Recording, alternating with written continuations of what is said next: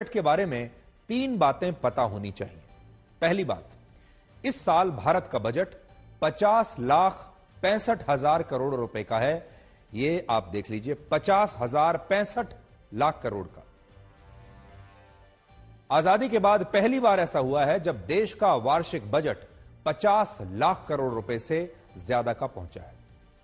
देश की आबादी इस समय 145 करोड़ है और इस हिसाब से इस साल सरकार हर व्यक्ति पर 34,931 रुपए खर्च करेगी।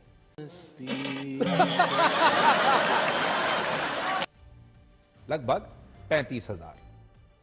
दूसरी बात, जितना सरकार का खर्च है, सरकार की आमदनी उतनी नहीं है, यानी सरकार घाटे में चल रही है। सरकार की कुल आमदनी है 34,96,000 करोड़ रुपए और खर्च है 50,65,000 करोड़ रुपए। तो यह आप देख लीजिए पूरा हिसाब किताब। सरकार अपनी आय से 15,68,000 करोड़ रुपए ज्यादा खर्च करेगी और यह सारा पैसा आएगा कहां से? यह सारा पैसा आएगा कर्ज लेकर।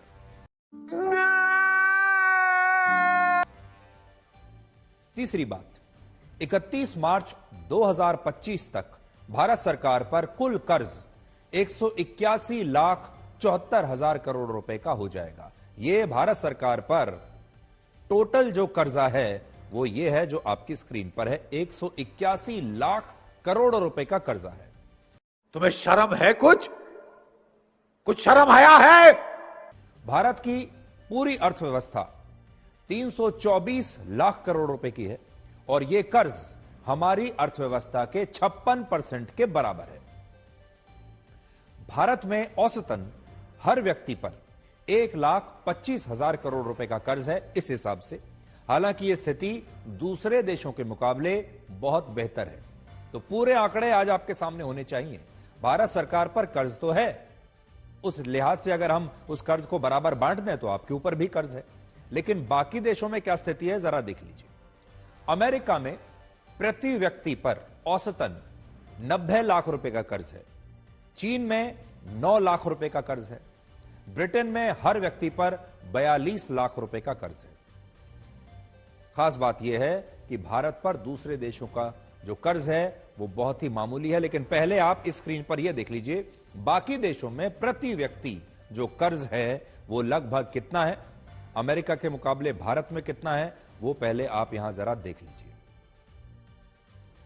तेरा बाप यहां छोड़कर गया था कि तेरी मां? अब आगे बढ़ते हैं। हमारा आंतरिक कर्ज 175 लाख करोड़ रुपए का है और विदेशी कर्ज सिर्फ 6,20,000 करोड़ रुपए का है। यह आप देख लीजिए, कुल कर्ज 181 लाख करोड़ का। आंतरिक कर्ज जो है इसमें से वो 175 लाख करोड़ रुपए का हमने अपने देश से ही कर्ज लिया हुआ है, अलग अलग इंस्टीट्यूशन से।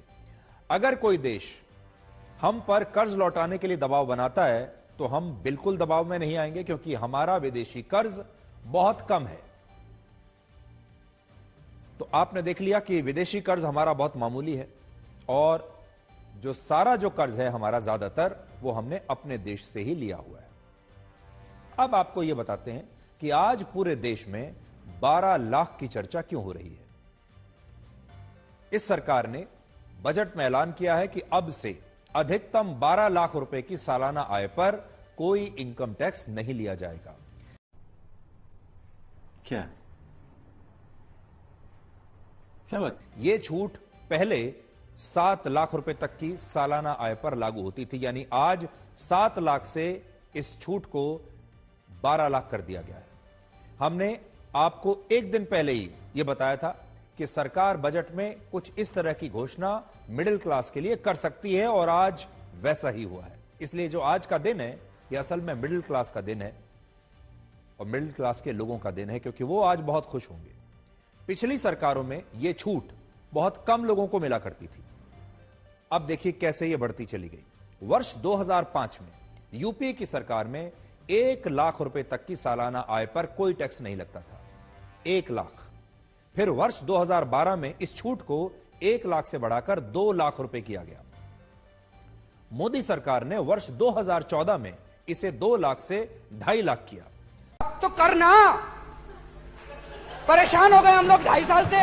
2019 में 2.5 लाख से 5 लाख किया, 2023 में 7 लाख रुपए किया और अब 2025 में इसे 7 लाख से 12 लाख कर दिया गया है। तो जो छूट 2005 में 1 लाख रुपए की हुआ करती थी, 2012 में 2 लाख रुपए पर छूट मिलती थी, वो अब 2 लाख से बढ़कर 12 लाख हो चुकी है अगर आप 2012 से 2025 की तुलना करें तो। अगर आप इस ग्राफ को देखेंगे तो आपको पता चलेगा कि मौजूदा सरकार ने मिडिल क्लास को इनकम टैक्स से सबसे ज्यादा राहत दी है और इस बार तो सरकार ने सबको हैरान ही कर दिया है। अब हमारे देश में जिन लोगों की हर महीने की आय 1 लाख रुपए तक होगी, उन्हें सरकार को कोई इनकम टैक्स नहीं देना। आप भी अपना देख लीजिए, अगर आपकी आय 1 लाख रुपए महीना है तो आपको कोई इनकम टैक्स नहीं देना है। अच्छा, ठीक है। 145 करोड़ के भारत में सिर्फ 2 करोड़ 81 लाख लोग ही ऐसे हैं जो सरकार को इनकम टैक्स देते हैं। यह पूरे देश की कुल आबादी का सिर्फ 1.9% है। तो यह भी आप जान लीजिए, हमारे पूरे देश में सिर्फ 1.9% लोग ही इनकम टैक्स देते हैं। इनमें भी ऐसे टैक्स पेयर्स की संख्या लगभग 1 करोड़ तक हो सकती है जिनकी सालाना आमदनी 7 लाख से 12 लाख रुपए के बीच है। यानी आज जो छूट दी गई है 12 लाख की सीमा पर, उससे कितने लोगों पर असर पड़ेगा? लगभग 1 करोड़ लोगों पर।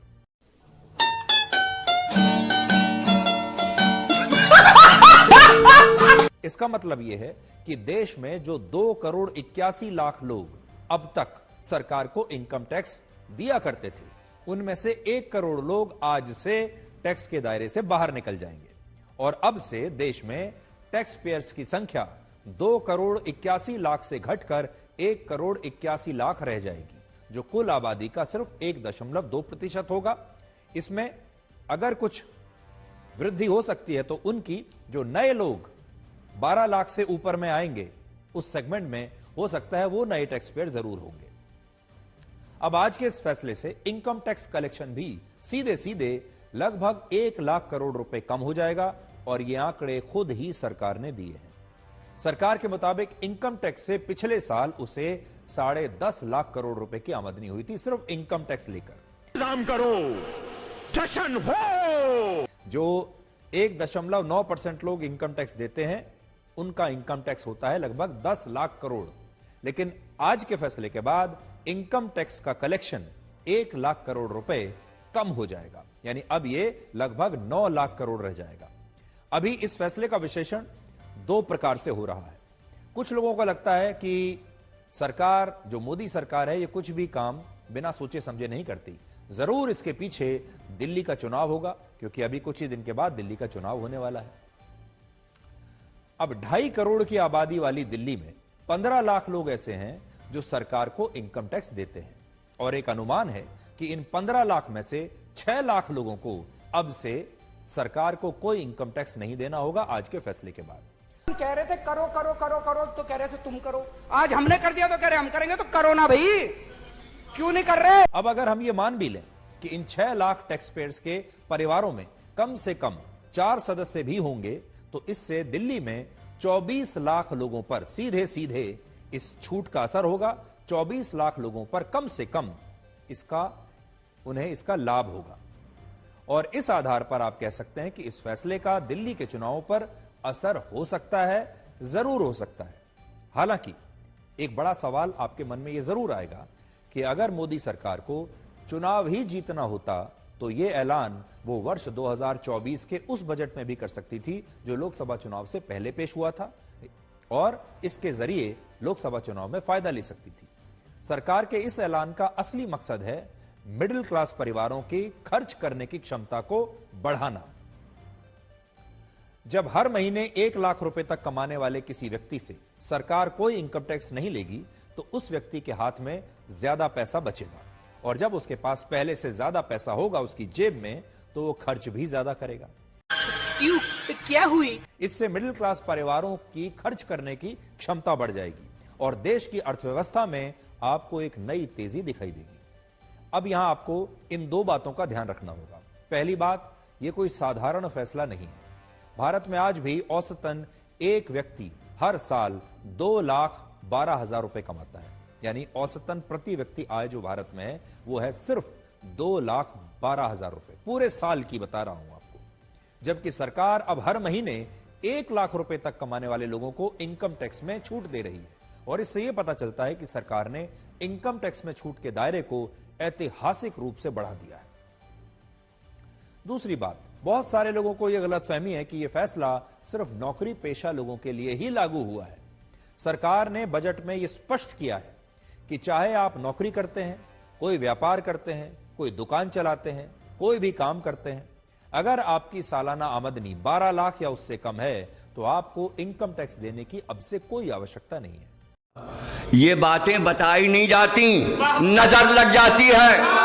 हालांकि नौकरी पेशा लोगों के लिए एक एडवांटेज यानी एक फायदा यह है कि उन्हें इस छूट के साथ 75,000 रुपए के स्टैंडर्ड डिडक्शन का लाभ मिलता रहेगा। उदाहरण के लिए, अगर किसी नौकरी पेशा व्यक्ति की सालाना तनख्वाह 12,75,000 रुपए है तो 75,000 रुपए का स्टैंडर्ड डिडक्शन मिलने से उसकी तनख्वाह 12 लाख रह जाएगी और उसे इस पर कोई इनकम टैक्स नहीं देना होगा। इसके अलावा यह बदलाव न्यू टैक्स रिजीम पर लागू होंगे। भारत में अभी सरकार को इनकम टैक्स देने के लिए 2 प्रणालियां जारी हैं, जिनमें एक को हम ओल्ड टैक्स रिजीम कहते हैं और दूसरे को न्यू टैक्स रिजीम कहते हैं। सरकार ने ओल्ड टैक्स रिजीम में आज कोई बदलाव नहीं किया है, लेकिन न्यू टैक्स रिजीम में उसने इनकम टैक्स में छूट देने के साथ टैक्स की दरों को भी अब बदल दिया है। न्यू टैक्स रिजीम की पुरानी स्लैब में 3 लाख रुपए की सालाना आय पर 0%, 3 से 7 लाख रुपए पर 5%, 7 से 10 लाख रुपए पर 10%, 10 से 12 लाख रुपए पर 15%, 12 से 15 लाख रुपए पर 20% और 15 लाख रुपए से ज्यादा की सालाना आय पर 30% टैक्स लगता है। लेकिन अब नए स्लैब में 4 लाख रुपए तक की सालाना आय पर कोई टैक्स नहीं देना होगा। 4 से 8 लाख रुपए की आय पर 5%, 8 से 12 लाख रुपए पर 10%, 12 से 16 लाख रुपए पर 15%, 16 से 20 लाख रुपए पर 20%, 20 से 24 लाख रुपए पर 25% और जो लोग 24 लाख रुपए सालाना से ज्यादा कमाते हैं उनकी आय पर 30% इनकम टैक्स लगेगा, 30%। इस नए स्लैब में 12 लाख रुपए की आय पर कोई इनकम टैक्स लागू नहीं होगा और 16 लाख रुपए की आय पर हर साल 50,000 रुपए का फायदा होगा। 20 लाख रुपए की आय पर अब 90,000 रुपए का फायदा होगा। 24 लाख रुपए या उससे ज्यादा की आमदनी पर 1,10,000 रुपए का फायदा आपको होगा। और इससे यह पता चलता है कि सरकार ने ऐसे टैक्स पेयर्स को भी राहत दी है जो अपर मिडिल क्लास में आते हैं। अभी बहुत सारे लोगों को यह लगता है कि इस नए स्लैब का फायदा इसी वित्त वर्ष से मिलना आपको शुरू हो जाएगा, लेकिन यह सही नहीं है। बैगन देखा यार, उसने मुझे देखा। नहीं नहीं नहीं नहीं, अरे उसने तुझे नहीं मुझे देखा। अरे तुम्हें कैसे पता चला? उसने तो काले चश्मे पहने। न्यू टैक्स रिजीम की यह नई स्लैब अगले वित्त वर्ष से लागू होगी और मार्च के महीने में जब मौजूदा वित्त वर्ष खत्म होगा तब ऐसे लोगों को भी इनकम टैक्स देना होगा जिनकी सालाना आय 12 लाख रुपए है।